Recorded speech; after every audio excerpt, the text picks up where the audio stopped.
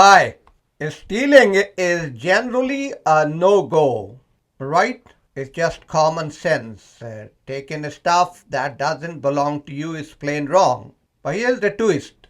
Sometimes when you dig into the why behind the stealing, it starts to look a bit different. Take, for instance, someone swiping a loaf of bread because of their family is starving. Most folks would cut them some slack, saying they are not as bad as the person stealing just for greed or spite. It's like, hey, desperate times, desperate measures. And think about a kleptomaniac.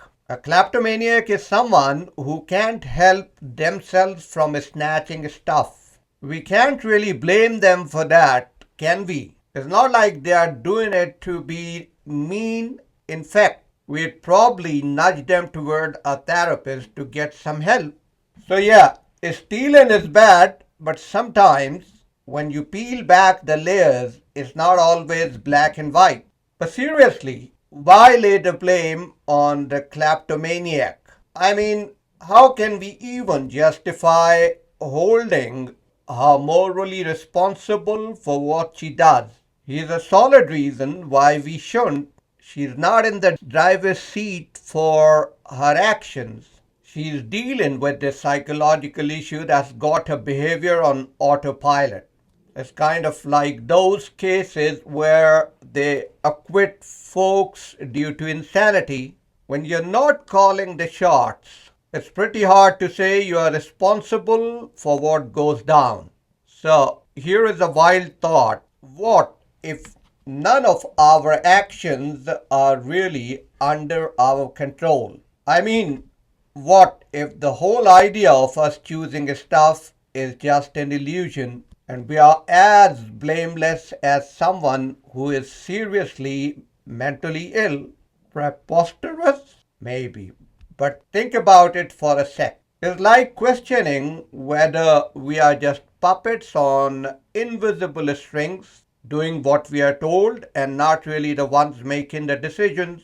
If that is the case, then maybe we shouldn't be so quick to dish out blame. This question is a real brain teaser, and trust me, there are tons of mind-boggling answers out there. They dive deep into these famous head-scratching issues about free will. Now, we have discussed it before. Free will isn't just some casual topic. It's the idea that some of our choices are all ours. We are the ones calling the shots, and that means we are totally on the hook for whatever goes down. In a way, free will is like the foundation of moral responsibility, at least according to a bunch of thinkers. Many thinkers often throw around this saying, ought implies can. But what does that even mean? Well, it's like this. If you're going to tell someone they should do something, it's got to be possible for them to actually do it. Let's say I tell you, hey, you should cure cancer. Now, curing cancer would be an amazing thing, right? It could save loads of lives and prevent a ton of suffering. But here's the kicker. It's probably impossible for you or anyone for that matter to single-handedly cure cancer. So, it would sound pretty ridiculous to say you have a moral duty to do it or that you ought to. And here is the big deal. You can't really blame someone for not doing the impossible. It's like holding them accountable for something they had zero control over. We tend to blame or praise folks for their actions when they actually have a choice. When they are free to pick one thing over another, that's a whole big can of thoughtful worms. But that is what keeps our everyday sense of moral responsibility in check. When we are given props to someone for what they have done, here's the scoop. Now, some folks argue that we have got what is called libertarian free will. In plain English, this means we can make choices and could have picked something different from what we actually chose. When that's the case, it is fair game to either blame or praise the person who made that choice. We can hold them morally responsible for their actions. The idea of having this kind of free will makes a lot of sense on the surface. But here is the hitch. It gets tricky when we start thinking about how free will can coexist with all the rules and laws that govern how the world works. Philosophers have been scratching their heads over that for a while. Alright, let's talk about hard determinism. These folks, they're all about the rules that govern how everything in the world works. They use these rules to challenge the idea that we have got this thing called free will.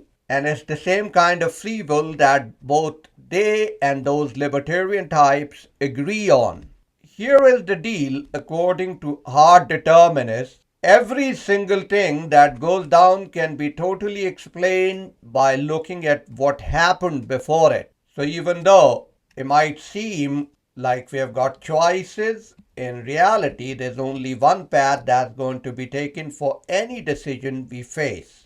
What about those other options that seem available? No, they were never really on the table. We can't do anything different. So basically, we have free will is like saying we are somehow outside the whole chain of events that is causing everything. Like we are the boss of our actions. But hard determinists argue that this idea doesn't hold up when you look at how the world actually works.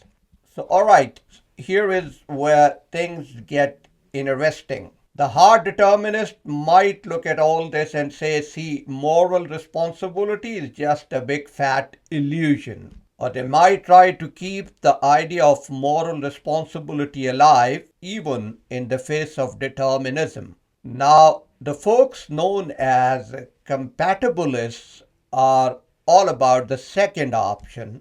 They're like, nope, determinism and moral responsibility can totally hang out together.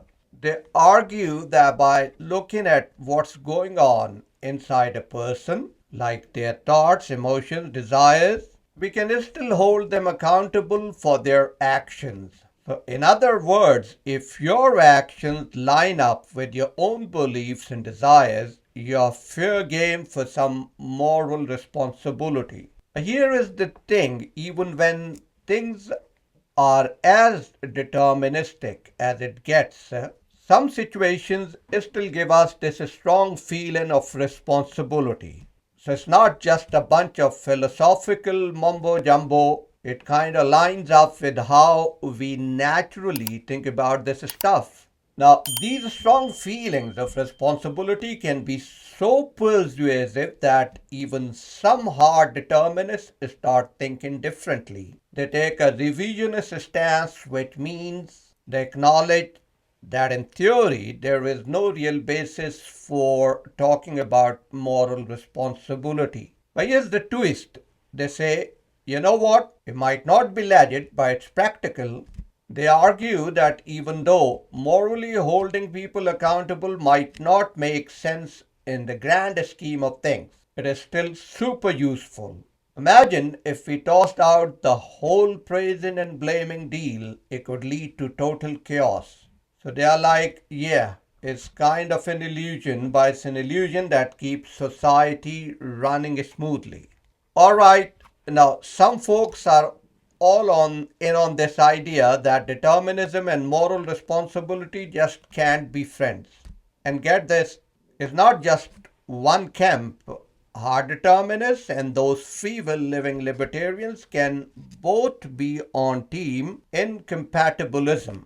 For the libertarian, this is like their golden ticket. They're like, see, if determinism and moral responsibility don't mix, then my version of free will is the only way to keep our everyday sense of moral responsibility intact. But here is the twist for the hard determinists. They are ready to face the music and say, if these two really can't play nice, then we are basically lying to ourselves when we talk about moral responsibility. Because no matter what, we can always trace back the reasons for an action to something that's totally out of the person's control. It's like a tough pill to swallow for them. So this old logical and ethical puzzle has sparked a bunch of fancy theories over the years, and it keeps on evolving, especially backed by sciences and the discoveries about particles and their interplay in our body. But one thing is for sure, if you're diving into the whole free will conundrum, you can't dodge the tough questions about moral responsibility. It's like they go hand in hand. So to sum it up for you, the debate over free will and moral responsibility is like a never-ending tug of war. We have explored different perspectives from the idea of libertarian free will to hard determinism and the middle ground of compatibilism. Some argue that we are fully in control of our choices, while others say our actions are determined by prior causes. In the end, it's a complex, ongoing situation. What we can agree on, though, is that these questions about free will and moral responsibility are crucial. They shape our understanding of human agency, ethics, and accountability, and they have far-reaching implications in our everyday life, from the legal system to how we judge the actions of others. So while we may not have reached a definitive answer, one thing is clear: wrestling with these ideas is a vital part of exploring what it means to be human, what it means to feel something and still do what you think is right, what it means to not let your actions be governed by your feelings. Thank you very much. Think about it and see you next time.